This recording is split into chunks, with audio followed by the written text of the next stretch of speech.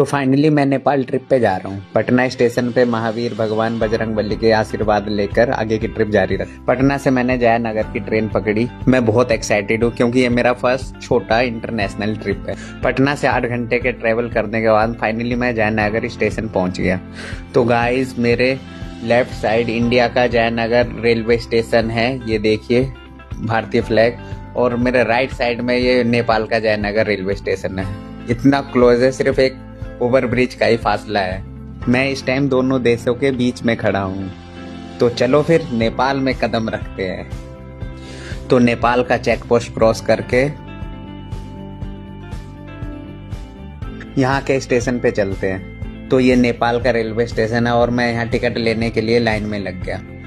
यहाँ पर सारी ट्रेन की इन्फॉर्मेशन लिखी हुई है कि ट्रेन कहाँ कहाँ कितने बजे जाएगी और उसका प्राइस क्या है। यह है प्राइस का लिस्ट। नेपाल के जयनगर रेलवे स्टेशन से जनकपुर धाम का किराया नेपाली रुपए में 70 रुपए है, तथा अगर हम इंडिया रुपए देते हैं तो हमारा 40 रुपए लगेगा। यहाँ स्टेशन पर मधुबनी चित्रों द्वारा जनकपुर धाम को दर्शाया गया है। इस स्टेशन का नवीकरण यहाँ के प्रधानमंत्री शेर बहादुर देववा द्वारा 2 अप्रैल 2022 में किया गया। तो मैंने अपना टिकट खरीद लिया है।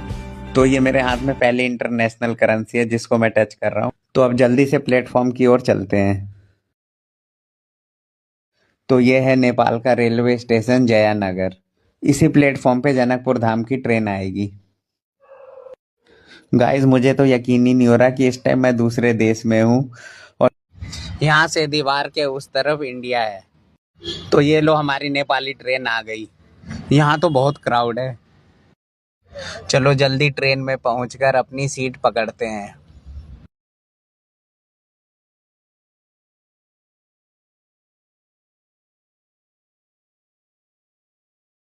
अरे, यहाँ के तो पुलिस वाले भी कितने डायनामिक है। तो बहुत कश्मकश के बाद आखिर मुझे ट्रेन में सीट मिल ही गई। यहाँ नेपाल की ट्रेन से भारत को कुछ दिन के लिए बाय बाय बोल देता हूँ। कुछ दिनों के लिए इंडिया को मिस करूंगा। तो फाइनली हमारी ट्रेन चल गई। यहाँ रास्ते में हर जगह सिक्योरिटी के बहुत अच्छे इंतजाम किए गए हैं।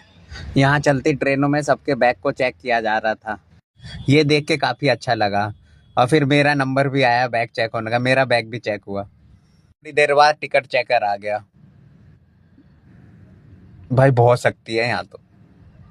फाइनली मैं सीता माता की नगरी जनकपुर धाम पहुंच गया नेपाल में। बाकी का next blog. Welcome to part 2। तो जनकपुर धाम रेलवे स्टेशन पर ट्रेन पूरी तरह खाली हो चुकी है और सभी यात्री स्टेशन से बाहर की तरफ जाते हुए। बहुत क्राउड है भाई स्टेशन पे। 1-2 पिक लेना तो बनता है यहाँ पे। तो अब जल्दी जल्दी स्टेशन से बाहर की तरफ चलते हैं। और स्टेशन पे फिर से मधुबनी पेंटिंग द्वारा जनकपुर धाम मंदिर को दर्शाया गया है। बिल्कुल जैसा फोटोज़ वगैरह में देखा था वैसा ही बना है यहाँ पर भी। भाई स्टेशन से बाहर तो बहुत क्राउड दिख रहा है। अब मेरे को फटाफट यहाँ से जनकपुर धाम के लिए कोई ना कोई व्हीकल करना पड़ेगा। तो स्टेशन से बाहर निकलकर मैंने ई रिक्शा कर लिया जो यहाँ से जनकपुर धाम मंदिर तक छोड़ेगा, और जिसका रेंट 16 रुपये नेपाली करेंसी में और 10 रुपये इंडियन करेंसी में पड़ेगा।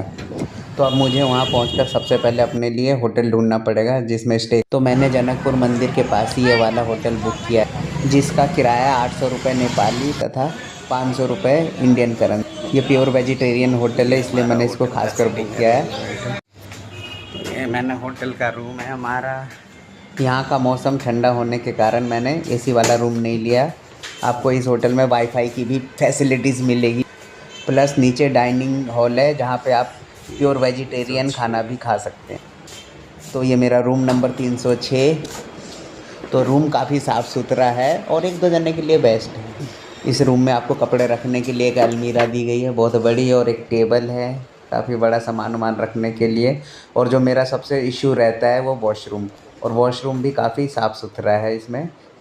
मुझे तो ये रूम बहुत पसंद आया। अब जल्दी से फ्रेश हो जाता हूँ। तो अब मैं नहा चुका हूँ और मंदिर जाने के लिए कपड़े चेंज करके रेडी होता हूँ क्योंकि आज मुझे यहाँ बहुत घूमना है। तो मैं रेडी हो गया, ठीक ठाक ही लग रहा हूँ। एक पिक तो बनती है और एक छोटी वीडियो। भाई रूम को तो मैंने पूरा फैला दिया है। रूम में कपड़े लत्ते सारे गीले यहीं छोड़ दिए ताकि सूख जाए रात तक। मतलब अच्छे खासे कमरे की रेड मार दी है मैंने। लड़का जो हूँ कमरा कैसे साफ़ सुथरा रख सकता। तो ये मेरी आइकॉनिक चप्पल पहन के चलते हैं बाहर। रूम के बाहर ही सेकंड फ्लोर पे ये बालकोनी है। जाने से पहले थोड़ा बालकोनी में लटक लेते हैं। तो ये बालकोनी से नीचे का नज़ारा है। इस होटल से जनकपुर मंदिर हार्डली 100 मीटर की दूरी पे है। तो पहले छत पे चलते हैं। तो ये मेरे होटल के छत से पहले जनकपुर शहर को देखते हैं। ये स्कूल है जनकपुर, और ये होटल के ही छत से पोखर देखते हैं। ये जनकपुर मंदिर के पास पोखर है। और ये है माता सीता जी का जनकपुर मंदिर। पहले यहीं से प्रणाम कर लेते हैं, बाकी मंदिर का दर्शन अगले ब्लॉग में करेंगे। तो जनकपुर मंदिर को छत से देखने के बाद अब हमें नीचे जाना पड़ेगा। तो चलो चलो नीचे चलते हैं। फिर छत से नीचे की ओर चल दिया मैं। मुझे अभी कुछ नहीं खाना है, क्योंकि पहले सबसे पहले मंदिर में माँ जानकी के दर्शन करने हैं, उसके बाद ही कुछ खाऊंगा। हमारा लॉज बहुत ही साफ़ सुथरा है। ये हमारा होटल का आप देख सकते हैं।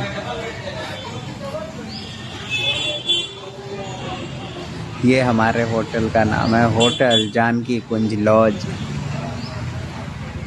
यहाँ से माँ जानकी के मंदिर का गेट नज़र आता है। ये हमारा होटल। अगर हम लेफ़्ट साइड देखेंगे तो माँ जानकी के मंदिर का गेट नज़र आएगा। गेट है। जो लोग यहाँ सिर्फ एक दिन के लिए आते हैं वो यहाँ पे पास में ही पोखर से स्नान करके डायरेक्ट माँ जानकी के दर्शन कर सकते हैं मंदिर में। सबसे ज़रूरी बात, यह माँ जानकी मंदिर 12 बजे दिन में बंद हो जाता है और शाम को 3:30 बजे के करीब खुलता है। तो अपना टाइम टेबल इसी हिसाब से बना के आना। तो सबसे पहले मुझे प्रसाद लेना पड़ेगा। उसके लिए मुझे यहाँ पे करेंसी चेंज करानी पड़ेगी, तो काफ़ी इजी हो जाएगा। आपको मंदिर में प्रसाद चढ़ाने के लिए मंदिर के मेन गेट के बाहर बहुत सारी दुकानें मिल जाएंगी। तो मैं पहले अब प्रसाद ले लेता हूँ। ज़्यादातर भक्त यहाँ सुबह आते हैं और 3 बजे की आखिरी ट्रेन है जो जनकपुर से खुलती है, उसी से दर्शन वगैरह करके चले जाते हैं। तो प्रसाद लेने के बाद अब मैं मंदिर के मेन गेट के अंदर जा रहा हूँ। बोल सीता मैया की जय। तो ये है नेपाल के माँ सीता का जानकी मंदिर, जो भारत से दूर नेपाल के जनकपुर धाम में बना है। इस मंदिर का निर्माण 1910 ईस्वी में टीकमगढ़ की महारानी द्वारा करवाया गया। ये मंदिर लगभग 16,000 स्क्वायर फीट में फैला हुआ है। इस मंदिर के अंदर 60 रूम तथा हर जगह कलरफुल पेंटिंग की गई है। यहाँ की पेंटिंग हिंदू राजपूत की कला को दर्शाता है। मान्यता है कि सन 1857 ईस्वी में इसी जगह माता सीता की एक सोने की मूर्ति मिली थी। सीता माता शादी से पहले इसी महल में रहती थी। कहा यह भी जाता है कि राजा जनक जी ने इसी जगह शिव धनुष के लिए तपस्या की थी। इस मंदिर का निर्माण करवाने में पूरे 16 वर्ष लग गए थे। इस मंदिर के आसपास 116 कुंड बनाए गए। यह मंदिर दिन में जितना अच्छा लगता है उससे कई गुना ज़्यादा तो रात में अच्छा लगता है। जय सीता मैया। यहाँ पे प्योर वेज होटल बहुत ही कम है। किसी ने बताया कि महावीर चौक चले जाओ, वहाँ पे मारवाड़ी होटल है, वहाँ पे प्योर वेजिटेरियन खाना मिलता है। बस उसी के लिए चल पड़ा हूँ।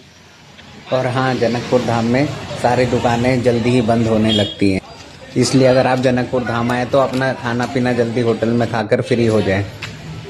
यहाँ 8 बजे ही दुकानें बंद होनी शुरू हो जाती है।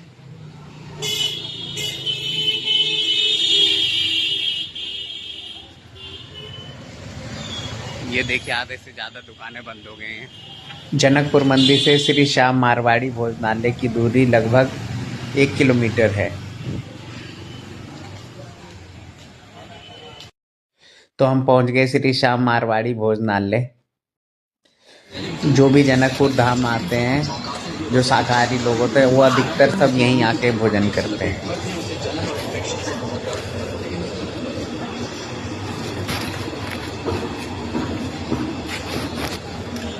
इस धर्मशाला में आप रूम वगैरह भी रेंट पर ले सकते हो। और हाँ, यहाँ पर प्योर वेजिटेरियन खाना मिलता है।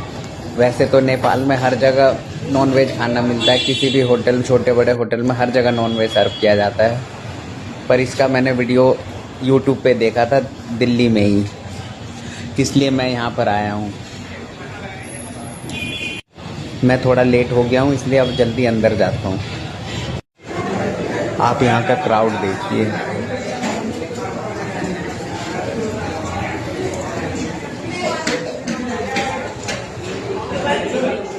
यहाँ जब तक टेबल खाली ना हो जाए तब तक आपको बाहर ही वेट करना पड़ता है।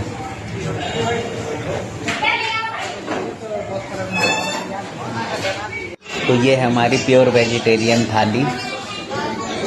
वाह। और हाँ गाइस, यहाँ पे खाना अनलिमिटेड है, चाहे आप कितनी बार भी लो कोई सी भी चीज़। यह थाली आपको 160 रुपये नेपाली तथा इंडियन करेंसी में 100 रुपये पड़ता है। वाओ, बहुत टेस्टी है। आप YouTube पर भी सर्च कर सकते हैं इस होटल के बारे में।